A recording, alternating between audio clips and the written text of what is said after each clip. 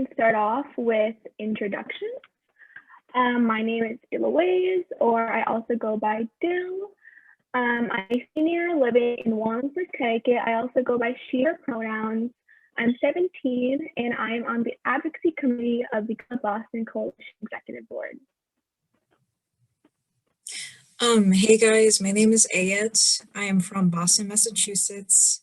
I go to Winthrop High School, and I'm 18 years old. I'm a senior, and I use she, her, hers pronouns, and I'm also part of the advocacy committee for Girl Up.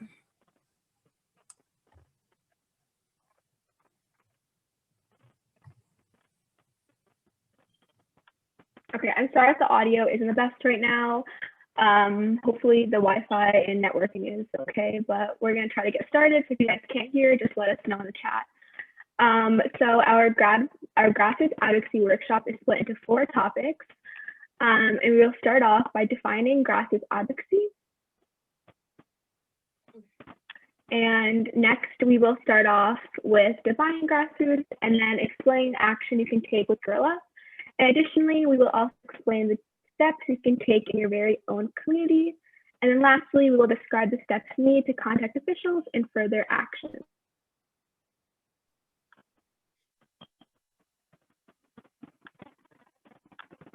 So, starting off, what is grassroots advocacy?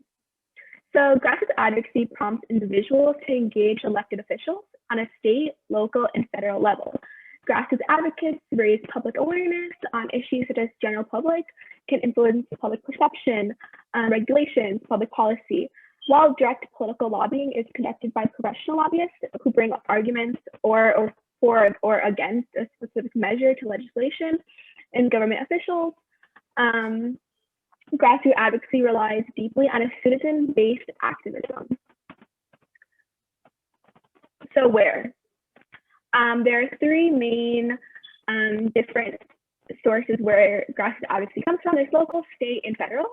So starting off with local, there's a common hesitation that people have about grassroots advocacy is that they think their issue isn't important enough, but that's not true.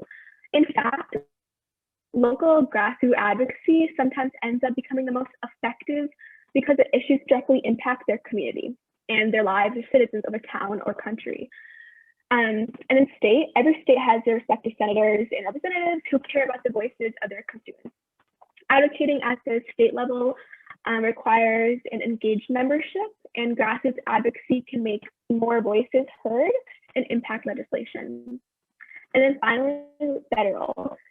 These issues are often daunting. However, with technology at our disposal, it is very easy to utilize grassroots advocacy by reaching out to people across the country to raise awareness and contact their representatives about a national issue. And why grassroots advocacy? So one of our civic responsibilities as citizens of the United States is to inform our elected officials about issues or anything that's important to us as citizens living in our communities. Our representatives aren't able to constantly craft solutions to issues affecting their citizens. So it's our responsibility to get out there and craft our own solutions and reach out to representatives. Grassroots advocacy is an effective and powerful way to communicate with elected representatives and start a policy-centered conversation. And one of my favorite quotes by Elise Atkins Lewis: grassroots activism starts with the individual belief, dedication, and passion about something bigger than yourself. It's the unstoppable determination to affect change in the world around you. Okay, so now we're going to go into how do I take action with Girl Up. Okay, so Girl Up ignites the empowerment of girls by girls around the world. In partnership with the United Nations, we stand up for girls, speak up for programs that help them thrive, and rise up as a community of advocates who speak out to change the world for good. You can take action by forming your own club in your own community. Okay. And so here are some ways that you can potentially get involved with Girl Up. You can sign up for the board. And this is something that I've done. This is my first year on the board. And what drew me to the board, I think it's just like the idea of building a community. And like, I've never had like a community where it's just girls. It's always has to be like with some boys, and sometimes like an aura of sexism can exist, but being around people who you can relate to and they have like-minded intentions can be a really good thing. And like I've said before, you can start a Girl Up Club, and we do have resources that go through it step by step, and we will definitely send all the links to you guys once this workshop is over. You can come to our events. Recently, we held a intersectional feminism event, and there are more to come, so definitely keep an eye out. And there is a teen advisors program that I think the deadline is pretty soon, so tomorrow. But if you can, definitely sign up for the teen advisors program. Okay, so there are 4 areas that Girl Up likes to focus on. One is STEMinism. So what Girl Up has done was partner with organizations like Carnegie Science, and they've held STEM tours, Y-side camps, offer grants, and they have a toolkit for people in STEM who want to like leverage their playing field. And there is one for sports. So what Girl Up has done for sports, they've rallied support through boot camps featuring female athlete speakers, partnered also with organizations like the WWE and Women's Sports Foundation. And I believe right now they're advocating for the Tokyo Olympics to include more women in senior decision-making roles. And the reason for this is because about 5% of women are featured in sports media. So it's important to like leverage the playing field for them. And now we have gender violence. So every year, about 12 million girls are subjected to child marriage, about 1 in 5 experience physical and sexual abuse, and 200 million experience genital mutilation. In the Girl Up page, we give female voices a platform to share their stories and work to spread awareness. By fundraising and running a network of fundraisers, collected money can be sent to sustain programs like our menstrual hygiene project in India. And girls' education.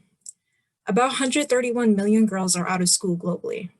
50% of girls drop out of school before reaching 7th grade. And about 25% never ever like complete a primary school education. Okay, and so what Girl Up is doing, as you can see here, they're partnering with UN partners like UNHCR, UNFPA, and UNICEF. They're running programs so that they be able to create safe spaces for girls to gain life skills and an education. Most importantly, they're spreading awareness. Okay, so now moving on to our community. Grassroots advocacy starts with the desire to create change in the world. Anyone can take action regardless of age, geographic location, which we'll focus on in the next few slides. Okay, grassroots strategies. Grassroots campaigns succeed by raising money, increasing public awareness, building name recognition, and increasing political participation. To accomplish these goals, grassroots leaders employ a wide variety of strategies, including these listed, which range from raising money to pay for political advertising, to holding events, gathering signatures for petitions, conducting letter writing, phone calling and email campaigns, putting up posters, going door to door, posting information online, social media networks, all of that. And personally, I know, like especially with the rise of the Black Lives Matter movement and the nationwide protests in the wake of the murders of innocent Black lives, it became increasingly difficult to ignore my high school's latent roles regarding institutional racism. And so one afternoon on a Sunday, I sat up and I drafted a 3-page letter to my high school in my district of Middletown, Connecticut. This letter consisted of a short but actionable list of recommendations that would serve as a basis for immediate collaboration and discussion. I've received about 100, I want to say, signatures. I do go to a very small private Catholic school, so it's kind of hard to gather all these signatures, but I received about 100 from students, alumni, faculty, and staff in support of my actions. And this kind of goes back to what I was saying before about gathering signatures, which is a great way for a grassroots strategy. As a result of my measures, I founded the Inclusion and Diversity Committee at my high school, which is very important because I noticed in my high school was predominantly white. And going there as a South Asian and Muslim, I realized that I would look around in the classroom and see that I was the only one that looked like me. And sometimes it was hard in class. People didn't understand my perspective living as a first generation student who has immigrant parents. In the last few months, we've been able to implement a whole new unit in history and English department regarding systemic racism and Black history, just very, very important, especially in this day and age. We've also opened dialogue by enforcing class discussions throughout the school day. These discussions have prompted students to learn about different microaggressions that their peers are forced to endure, and have created a variety of new perspectives, which is so important. As I move forward into a new community, I will use these experiences and use these steps to address various social issues, and hopefully continue my grassroots advocacy career. And moving on to the grassroots advocacy brief timeline examples, just a bit of examples that you might have heard of, but since the 20th century, grassroots movements have been a commonplace in both the United States and other countries. Notable examples of prominent grassroots campaigns include aspects of the American Civil Rights Movement in the 1960s. And one of the modern world-defining grassroots movements, the women's suffrage campaign, lobbied for women's rights, a vote, a victory. It won in 1920 with the enactment of the 20th Amendment to the U.S. Constitution. And of course, everyone's heard of the climate change movement that's been brought to light. In 2020, individuals from across the globe are committed to realizing socially just and environmentally responsible solutions to the climate crisis. We see it with Gen Zers like Greta Thunberg. And then the Black Lives Matter movement, which I talked about prior to the slide, it began as a decentralized grassroots movement. However, it is now growing in power. But the social media technique of hashtags has become an especially effective way of grouping postings, which I definitely do that technology is at our disposal during this day and age, which we are very, very lucky to have compared to back in the 1960s and 1920s during the women's suffrage movement. So for example, two of the most influential recent hashtag campaigns were the Me Too movement in response to the allegations of sexual assault and abuse pertaining to the prominent entertainment industry figures. And last, the Black Lives Matter movement in response to killing unarmed Black suspects by white police officers. How to start? So honestly, it used to be that advocating for something involved rallying or protesting, but to be successful, you quite literally have to be the loudest. But now that we are living in a digital age, as I talked before about having technology at our disposal, grassroots advocacy has split up into two different branches. The first is rallying and protesting, or any publicly visible form. The second way is to advocate. However, it's more precise and powerful and involves things that we already do every single day. Emailing, calling, using social media, going on Instagram, spreading awareness. It's very different than performative activism. You gotta go out there, make sure you have petitions signed, link them to your bio, and really use social media for good. If it's Twitter or just anything, even TikTok, you can use anything to spread awareness for the good.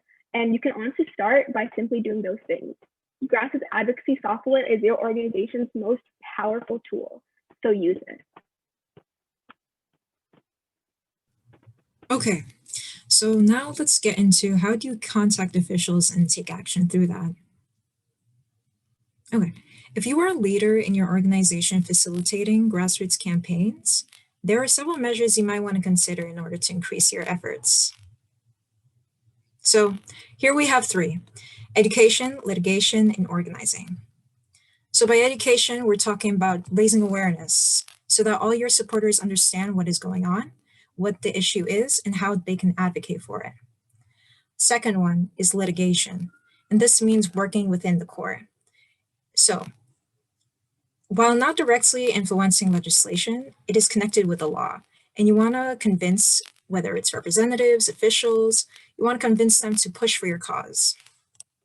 And organizing. A primary goal of advocacy is to organize and mobilize supporters. Funneling and amplifying your supporters' voices is how your grassroots campaign can bring about lasting change. So, next. All right, so how to contact your officials. So number one thing I want to just say is the people who you're calling, writing to, they're very human. It can definitely be intimidating at first, but once you like establish some sort of connection, you'll understand that it's not all that intimidating. And we have a link right here, and I promise you we will send these in an email. You can call and write, or you can actually just meet with them. A grassroots advocacy campaign relies on the support of people in your locality to grow and create an impact. This makes community engagement an intricate part of grassroots campaigning. To engage policymakers about the issues affecting your community, in-person meetings and phone calls offer the most effective approach, followed by conventional mail, email, and social media. And to just like understand who your representatives are or who you should be contacting, here are a few steps you can look into. You can follow your representatives' voting patterns using the links below, know how to contact your legislators, and this link gets you there. Show up to community events, email, social media, like we said before, public forums, create a public display like a rally, march, or open forum, like we've seen with the Black Lives Matter movement, and solicit contributions. Maybe you can join organizations you care about, just like Girl Up did with the feminism movement and sports with the WWE. And the link below also goes into a little bit more detail there. So in conclusion, I hope you guys learned a lot from this workshop, and just remember that change can start small, and your voice is a very powerful tool. And make sure to find an issue that matters to you, and be sure to educate yourself so you can educate others.